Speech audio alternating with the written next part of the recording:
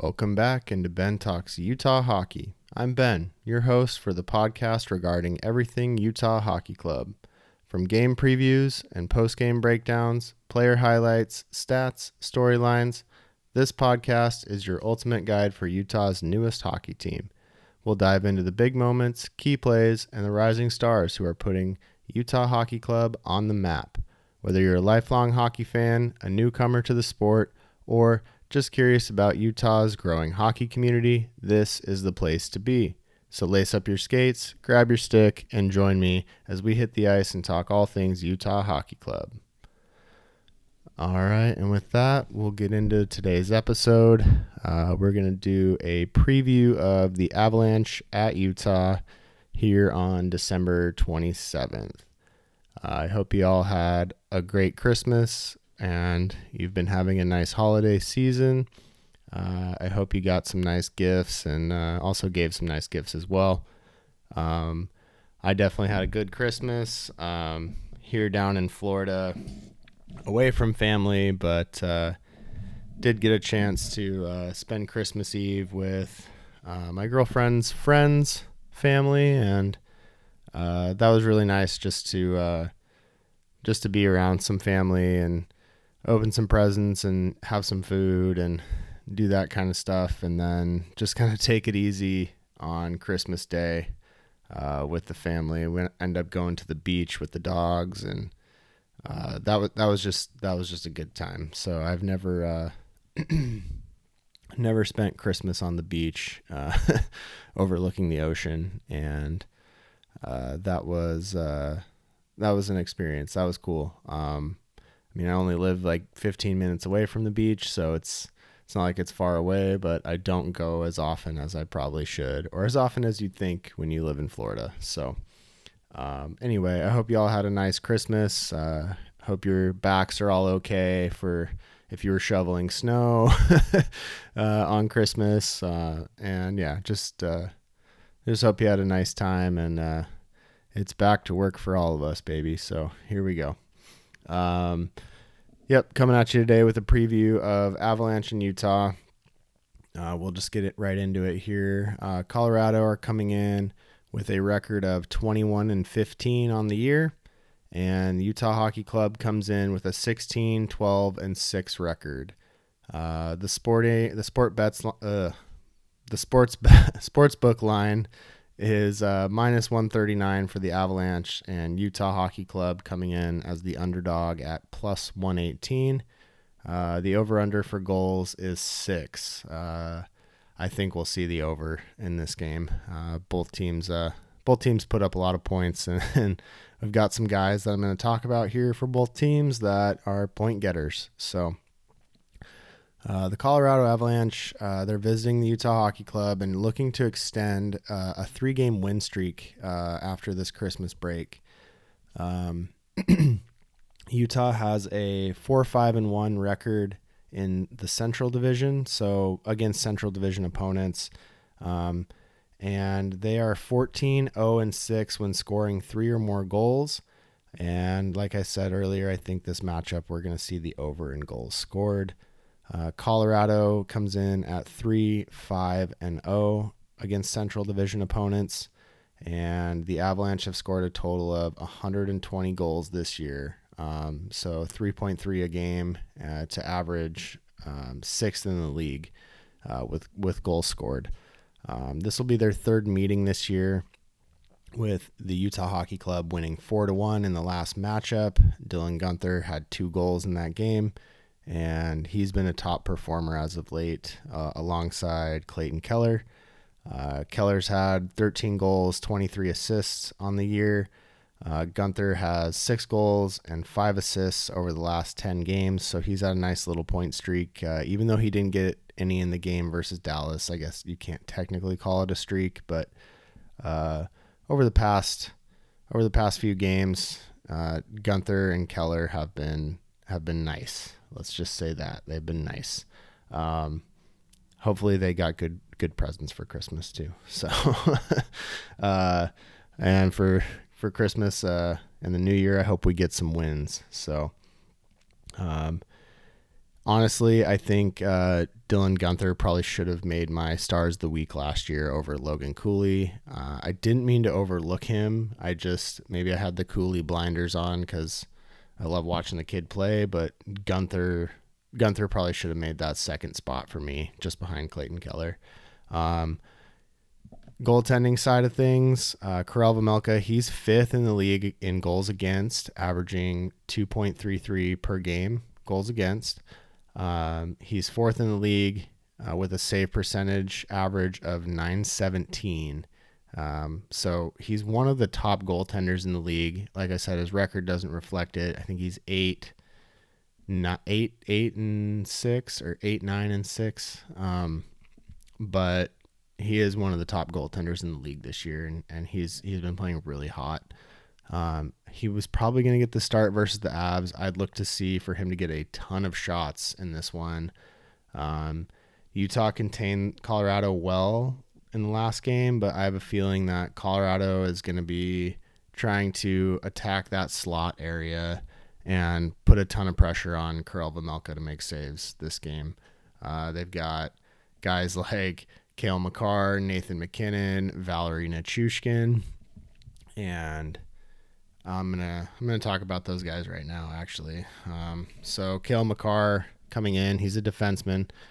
He's coming in with 11 goals, 34 assists for a total of 45 points from that D spot. Valeri Nichushkin has had 8 goals and 2 assists over the last 10 games, so he's looking to stay on his little point streak. And Nathan MacKinnon, their captain, he leads the league in points with 57 this year. Guy is an animal. He's very talented on offense. He's looking to win another Hart Trophy this season, which is the NHL's Most Valuable Player award, awarded to the player that is most valuable to your team. He won it last year, and he's looking to make a case again this year. We'll see what happens when the playoffs come around and stuff like that, but he's making a case this year. He's putting up a ton of points, well above a point per game average. We'll see if he's close to two points a game average, maybe 1.5. So by the end of the year, so we'll see. But Utah couldn't keep him off the board in their victory against Colorado the last time out. So we'll see if they can contain his speed and power tomorrow night. It's going to be tough. He's so quick and powerful with the puck, and once his legs get churning, it's tough to stop him. He can switch direction really quickly, and he's got a ton of speed, a ton of power. I've listened to a few interviews this last week on guys speaking on Nate MacKinnon and the way he trains in the off season, and literally the word that kept coming up was "guy is an animal," and I'm gonna second that here. Just watching him play, he's pretty incredible with the puck. So over the last 10 games, I'm gonna talk about both teams here. Utah Hockey Club is 6-2-2, averaging 3.3 goals, 3.6 penalties, and a little over 7.5 penalty minutes, while giving up 2.4 goals a game. The Avalanche are 7-3-0, so they're on a nice little streak. They're averaging 3.5 goals, 3.4 penalties, and 7 penalty minutes, giving up 2 goals per game. Utah is second worst in the league this year in penalty minutes taken, with a total of 371, and so it's nearly an average of 11 penalty minutes per game. And out of the many important games this year, this one's ultra important to stay out of the box and make those penalty minutes a minimal acquisition in this game. Colorado's a dangerous offensive team. They've got defensemen and forwards that can put the puck in the net and make things happen. But Utah's penalty kill unit has been decent as of late. They're just under 80% for the year, with a middle of the pack ranking at 16. So we'll see if they can stay out of the box. That cannot be an issue this game, or else Colorado could blow them out of the water and make them look really bad at home. So we'll see what happens. But just a couple of my final thoughts here. The Avs are 6th in the league with shots taken at 1,050, and Utah comes in with a 27th league ranking here with 916 shots taken on the year. So Utah gets outshot in a lot of games, but they have looked a little bit better in some of their wins. They've been out shooting teams. So we'll see. Look for this game to favor the Avalanche, though, in that department, and for them to give Vejmelka a ton of work in the crease. I think that his game is sharper when he's seeing shots, though, and when he can get into that rhythm after a couple of days off. I think that'll be important if he can make a couple of those quick saves early and not let as long as he's making those early saves and he gets into that rhythm. I think Utah will be in a good spot, kind of like the previous game. So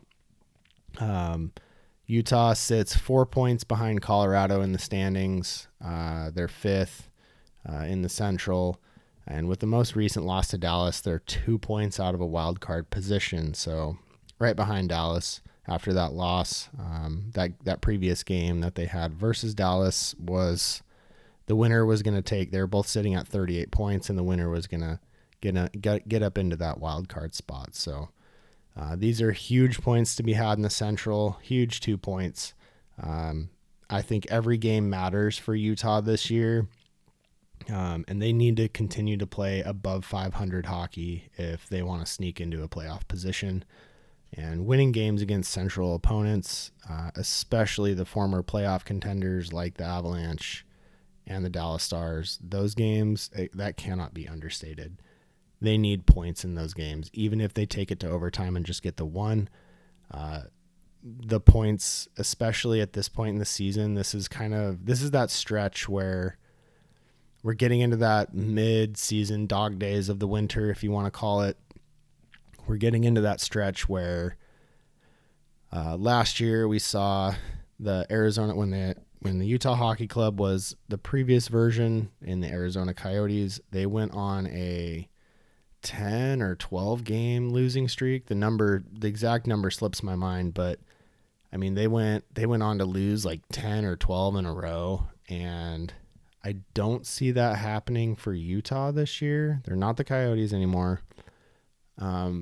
I don't predict that to happen again this year, but that alone took them out of playoff contention or playoff talk at all last year. I mean, you cannot go, these teams that go on these 10-game losing streaks, 12-game losing streaks, I think the Buffalo Sabres just had an 11 or 12-game losing streak coming up, and at this point in the season, that all but eliminates you from playoff contention. I mean, it's really tough to climb back out. You almost need a 10-game winning streak to get out of that and just break even again, and that's tough to do. You know, we saw the Winnipeg Jets start off really hot this year with, I think they had a 12 or 13 game winning streak, something like that. They started off so hot this year, and it's just not likely. I mean, you got to have everything firing on all cylinders. You got to have Connor Hellebuyck in net, the top goaltender in the league.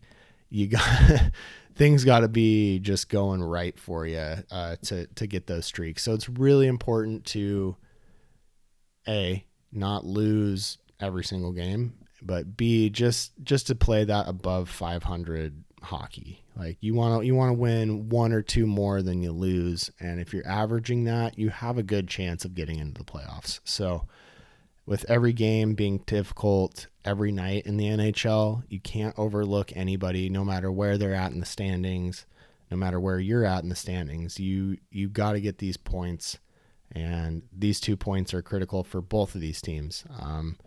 If the Avalanche win, they solidify their spot in that third position. And if Utah wins and Dallas loses their next game, Utah's going to jump up into that into that wild card slot. So really just important points here in the Central to be had. And yeah, we'll see what happens tomorrow night. But it'll be nice seeing Utah coming in, getting fresh legs. They looked tired in that back-to-back versus Dallas.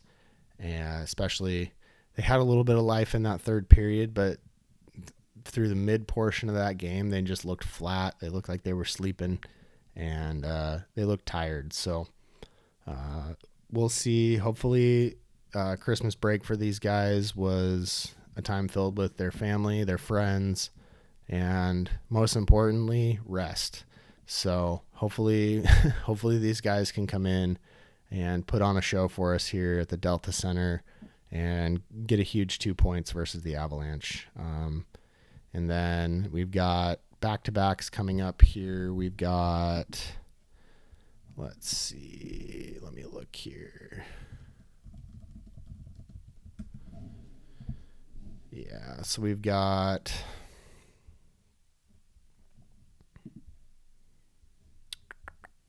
all right, yep. We got the Avs tomorrow, and then Monday the 30th, we've got the Kraken, and then Tuesday on a back-to-back, we've got the Oilers, and all these games coming up are going to be away. Kraken, Oilers, Flames, and the Stars. So back-to-backs here. Not tomorrow, but Monday and Tuesday. Got the back-to-backs in Seattle and then up in Canada in Edmonton. So again, points in the Western Conference matter. Points in the Central matter. The Oilers and the Kraken, they're both in the Pacific, but either way, these teams, these games coming up have got to be. We got to get points in these games to stay relative this year. So anyway, that's going to do it for this episode. Like I said, catch the game tomorrow night, and you can catch me on the post game. After that game, we'll see if I put it out that night, because it's a 9 o'clock or 9:30 start for me on the East Coast. I think it's a 7:30 start Mountain Time. So it'll be a late night if I'm getting that one out. It might come out first thing in the morning there on Friday. So we'll see. Or Friday's the game. See, I'm getting my days all mixed up here with with Christmas happening yesterday. We'll see if I can get that out tomorrow night, or if it's going to come out Saturday morning. So I'll keep you posted. Keep looking for the show. Comment, like, subscribe. You can hit me up at my email. It's bentalksutahhockey@gmail.com. You can hit me up on X at bentalksutahhc. I've been kind of active on there. Not so much over Christmas, but before that. And yeah, you just get involved in the show. Comment on an episode if you like what you hear, if you don't like what you hear, if you want to see something different. I will be hopefully within the next month or so. I want to kind of switch the format of this show and go with video and kind of add that in. I think that'll be, you can see my face and just interact a little bit more. I think that'll be a little more interesting, and maybe have some stats up on the screen and stuff, so you're not just having to listen to it. You can actually look at it as well. So we'll see. I've got plans. I don't know exactly how I'm going to execute everything yet, but things are in the works to get that going. My girlfriend even got me a fancy microphone stand here, so I don't have to jerry rig it between this thing that I was jerry rigging it to get it in front of my face here. So I've got plans. It's going to be a little progressive type of thing. But hopefully this show will just continue to evolve over time, and I'll be putting out a good product for you. But yeah, I appreciate you listening. This is Ben Talks Utah Hockey. Go Utah, and we'll see you on the next one.